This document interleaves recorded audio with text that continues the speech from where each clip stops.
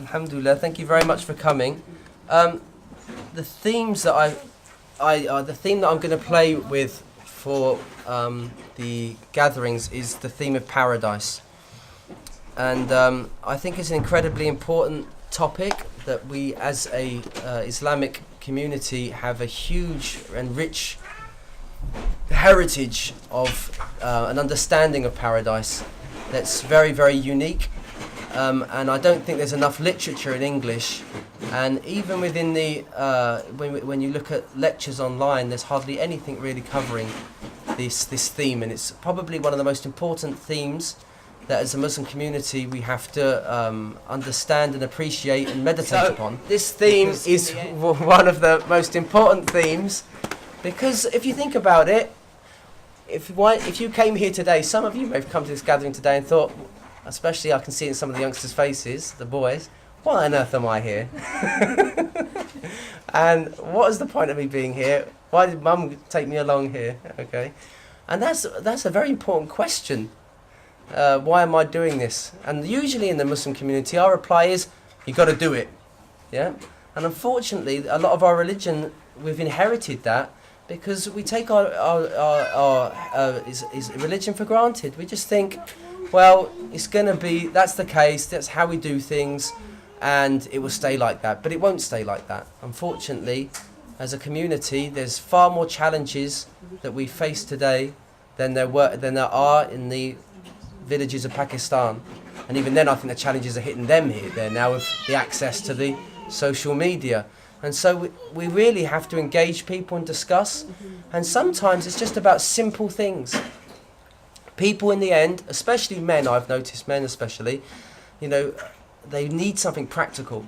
If it's not practical, you're not going to get them there. I want to know what this does, where I put it, and what result I'm going to get. And so it's very, very important to know where our destination is. If I'm taking it, why am I doing this job? Well, you get paid at the end of the month. Why is that important? Because then you can buy the things you like and go out and do the things you do. Now you're talking. Okay? And this life, why are we here? What are we doing? And where's it going to? Someone's got a demolition site over there as well. And so where are we going? If I say to you, this year, son, we're going to go on holiday, and so we're going to cut down the spending. And you go, okay, Dad, no problem. Okay, where are we going? Well, I'm not too sure where we're really going. And when we're going, I'm not sure exactly when we're going to be going either. You'll think, well, what's the point of any sort of sacrifice then? And so it's really important that if we're going somewhere, we know exactly where we're going, what we're going to be doing there, and what's the benefits of that place. And so after we pass away, this is the fundamental question that every human being struggles with. What on earth is going to happen to me after I die? And that people go into deep, when we're youngsters, I say from up to about 30, 35, you can just get on with your life. But when you hit about 35, 40, then things start happening. And you start, whether you like it or not, your body starts saying, excuse me, you can't abuse me like you used to do. Okay. You can't sleep 2 hours and survive doing that. And you start getting just agitated by simple things that used to not bother you whatsoever, and you think, my God, what's going on? And this is what we call a midlife crisis for most people. But it's not a midlife crisis. It's something that Allah, God, sends to wake you up to think, where am I going? Because life is about 3 cycles of your life. You're constantly moving into these circles. And this seems so powerful if you think about it. Separation, initiation, return. This is life. So when you imagine the mothers can appreciate this, and I'm sure even if I pick on you, Dean, sorry, Dean, but that day, Shahida, Dean was at home and he thought, I'm a chiller, I can relax, and then Dean, you're going to go to school. This is a separation. You're separation from one reality to another reality, and you don't know what that reality is because you've never experienced it. And so what happens when you've got to experience a new reality? There he is, Mum's saying to Dean, you're going to go to school today. Now some kids, they're like, yeah, maybe because they've got some older siblings that saying it's cool, school. So they go, okay, I trust big brother or big sister. But for the first one to go, it's usually, oh my God, palpitations, Where's the security? How am I going to survive? Mum, and I'm not going to be there. Okay. And so then she takes him to the school. I can still remember that first day, and I'm now 39, so it was very traumatic for me. So there I was, being led by the hand by my mother, and said, "Mother, why are you doing this to me?" And then I felt like literally, and this is very important because it feels like death. It's not a literal death. It feels like what your identity, what you identify as you, and this is very important because what we identify ourselves as. If I had to imagine myself, so what's your name? Sorry. Zayn. So if I said to Zayn, imagine yourself. You've got an image, haven't you, of yourself in your head? Okay, then you look in the mirror and you say, I'm better looking in my head, but but we all have that image. We all think, but you've got this image of who you are, which is not really who you are. If you think about it, it's an image. Because the moment it's an image, it's not you. Okay, because you're looking at something which is objective. So it's not you then. It's not subjective. Does that make sense? And so that is your identity, who you identify yourself as being. That dies. Because as you move into another stage of life, you become someone else. And we hear people say when they're going through their thing, well, that's not me, I can't do that. Yeah, that's common, isn't it? We say, I can't do this, I can't have a, for the men it's the crisis. They say, am I going to have a beard or not? That they have that sort of religious moment and they think, I'm going to try the beard. The beard's that's going to personify me as a religious man. As if a bit of hair growth, suddenly I become realised. But he says, I'm going to become serious about my religion. And as Muslims, obviously, we see that as having a beard. So there I am, and the stubble's starting to grow, and you go, oh, this is not me. I can't cope. Okay, what's everyone going to say at work? Or it's the woman, isn't it? She says, I'm going to become more serious about my religion. I'm going to wear the scarf.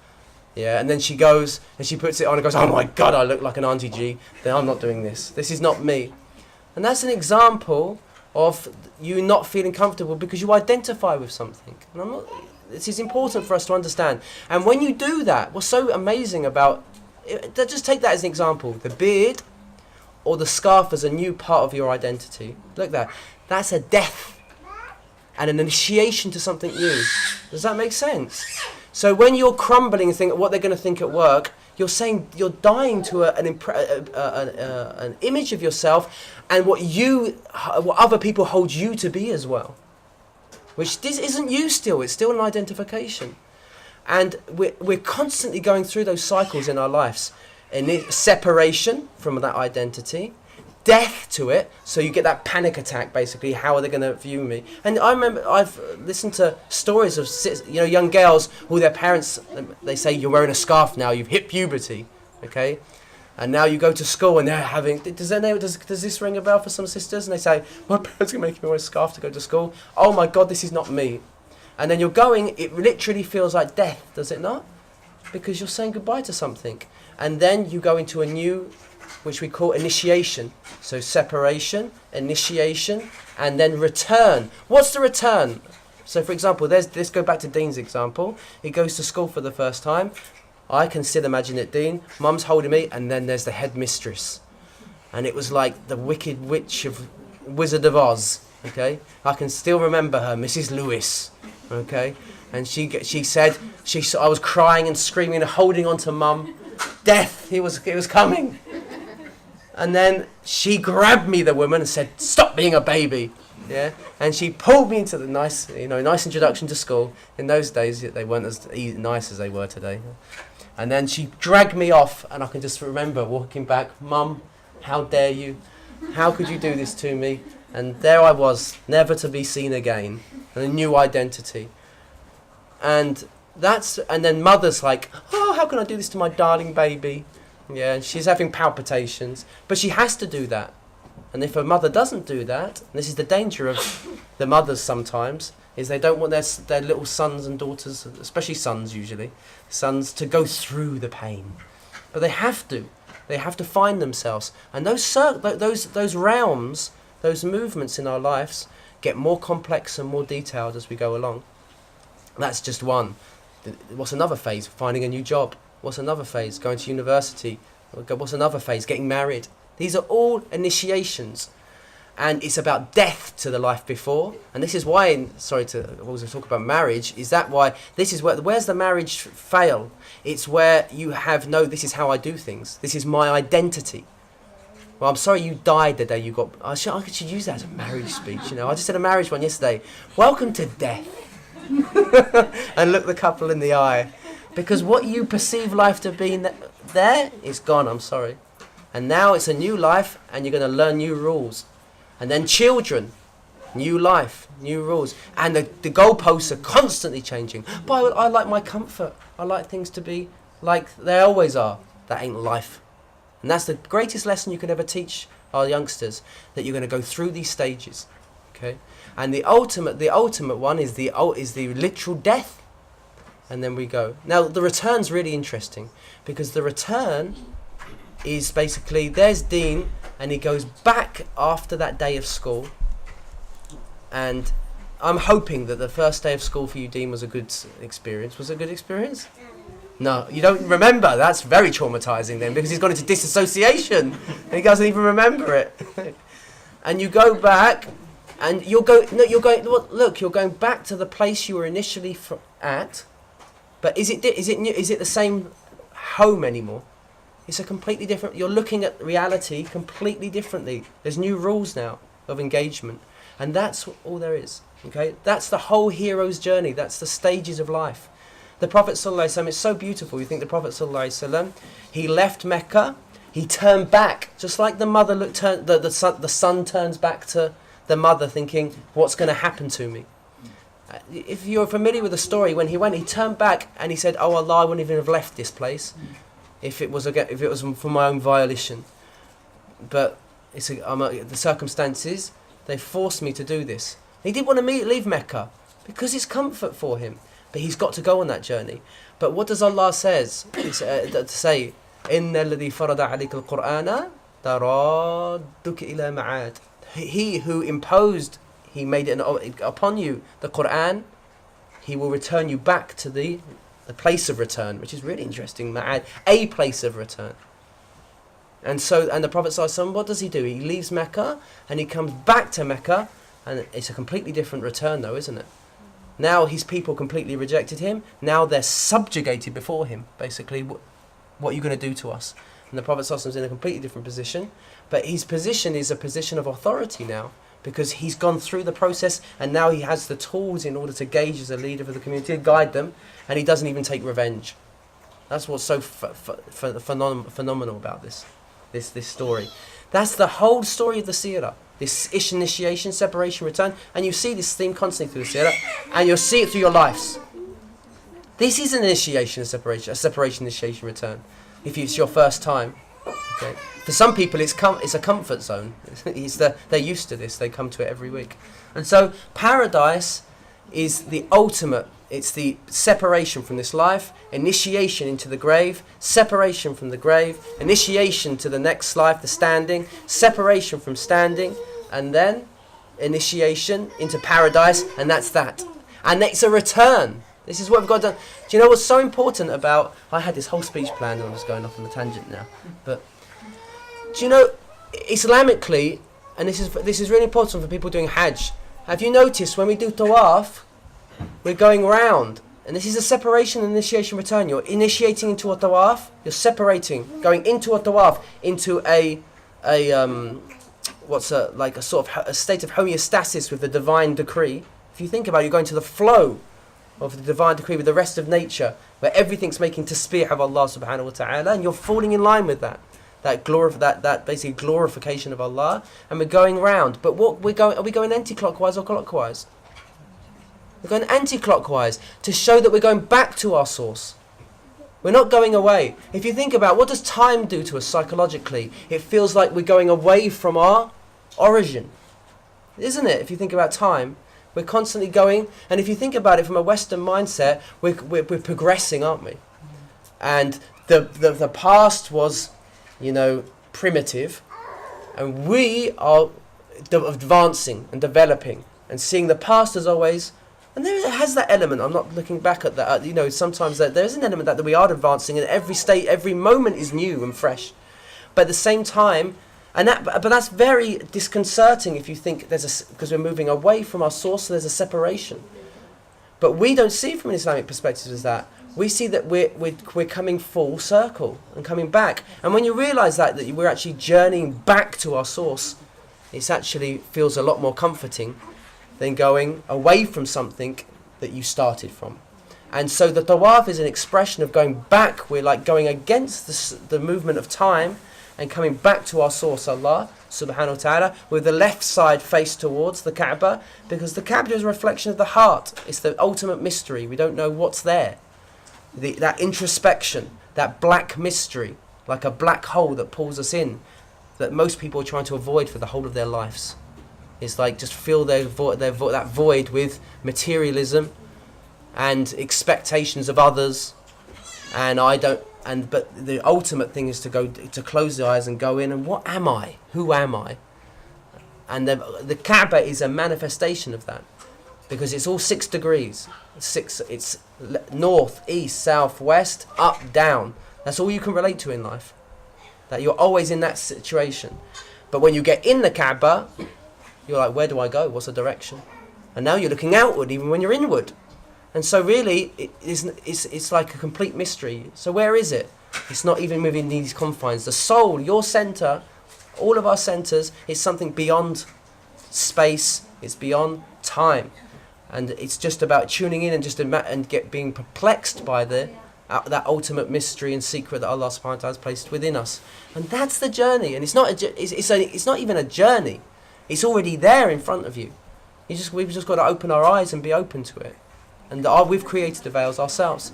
And so what's so amazing about paradise is, historically, when we look at paradise, how communities engaged with paradise, it became quite problematic. If you look about from the Christian and the Jewish tradition, many of them, not saying all of them, but many of the communities within them, they started to see, well, paradise is the ultimate pleasure. Paradise is where I'm going to be happy. Therefore, I'm not happy here, ultimately. And I've got to sacrifice in this life in order to get that. So what did they do? They developed a form of monasticism where they completely separated themselves from the world. But what's really interesting is, within the spiritual tradition of Islam, the spiritual masters understood this problem. And so they said the reality is that paradise is already with you. We are experiencing paradise if we really open our eyes. And then you experience that fully in a completely different experience in the paradise. So it's not as if we're waiting, longing, and we have to separate and cut ourselves off from the world. Rather, from 2 angles. One, we have to engage in the world and make it a success in order to achieve paradise. It's not running away from our lives. Allah's placed us in circumstances, we've got to deal with them. Allah's placed you in an area, in a place, a time, and He wants you to engage with it fully. Muslims there's no monasticism in Islam. It's not running away to a mountain and trying to escape. It's rather engaging fully. And when we can be fully immersed with our senses in the world that Allah's placed us within, that's why we get the reward of paradise, because it's an ultimate stimulation of all the senses. Do you know, something really interesting, an article that I just saw, it's like, someone sends you something on WhatsApp. He says, do you know that the body actually, sense of smell is not just here, the actual whole body senses through smell. It's really interesting. I wanted to read that, to talk about that, because in paradise, our experience is not limited by the senses. We see with our very being. We see Allah with our very being. We smell everything with our very being. We touch with our very being. It's an ultimate holistic engagement. It's completely integral. It's an integrated experience where we're fully engaged in the paradise. And so this is what we're looking for. But in order to experience that, we have to be engaged in this life and next. And so this is such an important theme, this paradise, and we don't speak about it enough. And then when we understand the beauty of paradise and these things, then we appreciate our religion. If we practice our religion in order to get to something, to achieve a state, we're always going to wear ourselves out, because it's like a target. At work, you've got goals. But when you get to the goals, they say, fantastic, got to the goals. Now next year we've got next ones. What happens eventually? You become completely disengaged with the workplace. You no longer feel that purpose because you don't celebrate your achievements. And they always become unrealistic goals. It's like, the carrot, you near enough get to it, and then another, it's pulled away from you even further. And so, in order for us to really worship Allah subhanahu wa ta'ala, the most profound way of worshiping Allah is when you're thinking, wow, how amazing Allah is. Wow, how amazing what we're going to get. How amazing what the life we had before it and be fully engaged. Then worship just becomes natural. And then we even appreciate the Prophet sallallahu alaihi wasallam and what he's brought us. And so people say, how do I feel more engaged with the Prophet sallallahu alaihi wasallam and love him more? I say, when you really practice and engage in your life with what he's given you, and you see the results, you see the product of what you've done, of his guidance in your life, then it's like, wow, this man was an amazing man. And so that's why he's called, one of his most important names is Miftahul Jannah. He's the key to the garden. So when we realise we're not going to get all of this except through him, because on the Day of Judgment he stands before the gates of paradise, and then he was the first one to open them, then we realise, wow, this is a personality that I really need to pay attention to. And even more, when I spoke in Medini last week, is that the Prophet ﷺ is going to be at the height of paradise, under the throne of the All-Merciful, and that's where all the gifts of paradise come. So they come through the Prophet ﷺ, and that's why we ask for him to be in that stage. Do you know what the highest point of paradise is called? It's called Al-Wasila, which means basically means wasila means the means between something.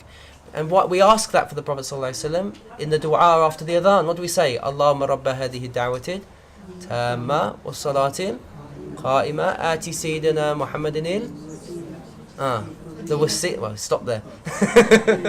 Wasila. What's that wasila? That's that station. Why do we ask the Prophet ﷺ for that station? Because if any other person were in that station in paradise at the top, he'd be trying to keep it full for himself. If Saghir or me were there, and we got the highest station in paradise, I'd be looking down, you ain't getting any of this. This stuff's good. But the Prophet ﷺ, even in paradise, he's the manifestation of mercy. And notice, he's underneath the Arsh of Rahman, and he is the Rahmah. He is the personification of ultimate mercy, and the throne is called the throne of the All-Merciful. So he is the personification of that in the creation, and from that even in paradise, all those blessings are bestowed. And so that's when we really gauge and we think, wow, the Prophet ﷺ is amazing.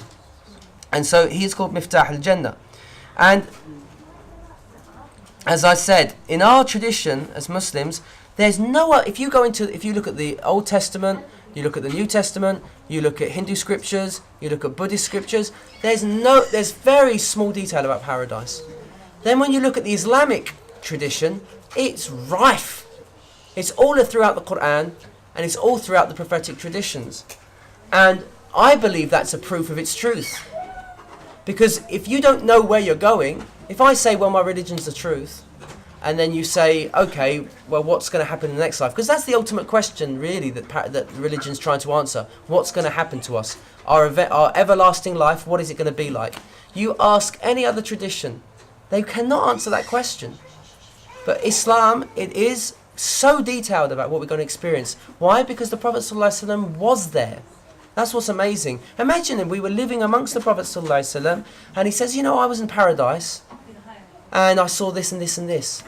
It's unbelievable if you think about it. If you just imagine, like, if everyone comes up to me and says, I was in paradise last night, and I saw this and I saw that, and I've never been there, and that's the place I'm going to. I'll say, I'm going to sit down with you.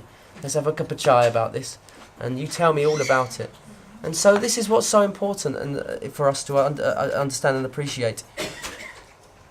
And it's a really important point that Sayyidah Aisha radiallahu anha said. One man came up to her, and this is a problem we've fallen into as Muslims, is that a man came up to her, he was a youngster, or a young whippersnapper, and he started speaking to her all about illegal issues. He says, if I do this and the blood comes here and it does that and it does this, is my wudu broken? If I this and this and this and this, is my prayer broken? Is this and this? And she said, look, look, Sonny Jim, basically.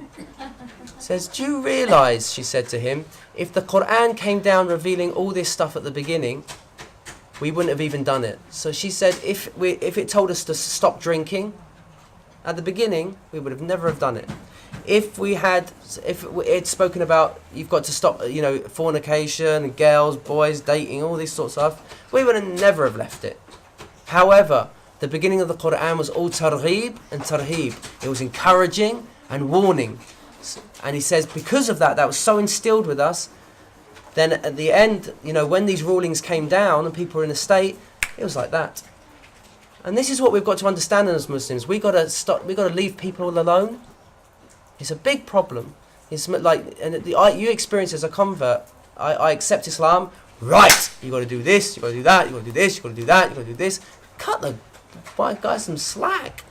He's got to work on his iman. I'm not saying he don't pray, but the most important thing is instill faith. The girl's like, basically, her brother becomes like super religious. He comes home, right, you've got to be wearing hijab, sis. And you've got to be doing this and you've got to be doing that. Well, okay, you've had your spiritual realization, bro, but she hasn't necessarily. And you've got to take that approach, and that's what's important. Notice when the women, the actual unveiling of the veiling came down, the women were in the fields and they didn't even hesitate to cover themselves because there was that state of iman. But most people are not in that state anymore. And we've got to understand that it's really important that we work on this faith, and that how we dress and all these things, these don't ultimately personify who we are. It has its place. I'm not dismissing it, but it's not the be and end all. And as we're a Muslim community, we've really got to realise this, because we're so obsessed with the exterior, because in the end, where's that come down to? Because we worry about what other people think about us, And there was this thing. I'm going to wrap it up. Is that there was this thing my friend set up called Overcome.tv, and it was what he realised was every week there was something like 30,000 hits just in English on the web about how do I become Muslim. And he was like, he was thinking business terms. Those numbers are not transferring to to conversions. So what on earth's going on? So he decided to do a lot of research and find out. And what he realised is that people are interested in Islam, but they're worried about two factors. This is why they don't accept Islam. First one, they're worried about what other people will think, what the Muslim community will think about them. And the other one is they worry, will they be good enough? And I said, that's all of us. That's not an Islamic problem, is it? Am I good enough? The people that I look up to and respect, will they respect me? Will they accept me? And the other thing is, will I be good enough? And so in the end, and what's the most amazing thing about that, it's called Overcome.tv. You can see it. He decided to do these interviews of people become Muslim, to basically say, look. And he said, and the reality is, the moment in your heart when you feel, this is for me, I'm interested in this makes sense, you're a Muslim already. That's the reality. The shahada and all these things, these are secondary. The fact that you have that, Allah's given you that spark in your heart, that's the most important thing. That's the stuff that's the thing that's going to get us paradise. And we've got to go back to those basics. I gave a hadith last week where the Prophet ﷺ said to the Sahaba, he says, whoever believes in Allah, prays the prayer, fasts Ramadan, he will go to paradise, whether he fights jihad, i.e., what do we mean here? He struggles to assert religion in his life and tries to serve the community and bring people to God. Whether he does that, or whether he sits on his backside and never gets out of it, never steps outside his village. And the Sahaba, their jaws dropped. They went, what? Is that it? He says, should we go and tell everyone now? And then the Prophet ﷺ said, but, he says, do you know paradise has got 100 degree levels? So look at him psychologically, what he's doing now, the Prophet ﷺ. He's pulled them in, this is marketing, pulls them in, says, you don't have to pay a thing. Okay? Really, it's free? And then says, but, that's the free package, but there is a advanced package that, it's going to give you so much more features. Oh, I want that, more features. And so the Prophet said, but, do you know that paradise is different degrees? And so this is what we've got to understand. We've got to stop beating ourselves up. And this is why in Islam, we have Jannah and we have Nar. We don't have Nar and Jannah. If you'll notice, we start with Jannah. and then we do fire, because we need a safe foundation to build upon. Then fire makes, we can deal with it. But the problem is, I find this is fascinating. Every book I turn to about paradise and hell, guess which one they start with? Hell. Yeah, because that's probably what you're going to get first. But if you start with that basis, like when in my therapy, when I do therapy, it's always you've got to establish a safe place foundation. If I come in and slap them around and say, "What's wrong with you? Sort yourselves out," which we do to our family members, don't we? They've just had a car accident, and you turn up to the hospital and say, "You idiot! What did you do?" "Oh, thank you." Both arms and legs are broken. This is just what I needed. Therapy at its best. Yeah, from mum and dad and brother and sister. But really, that's because they love you, and that's the only way they can express it. But that, and in our community, it's so focused on hell. We need to establish a safe haven for people first, so and then they naturally incline towards that. So this is why this theme is so important. To ask Allah subhanahu wa ta'ala to open up our understandings of paradise, and we experience a sense of paradise in our lives, even in this life. So it gives us a yearning for the next life.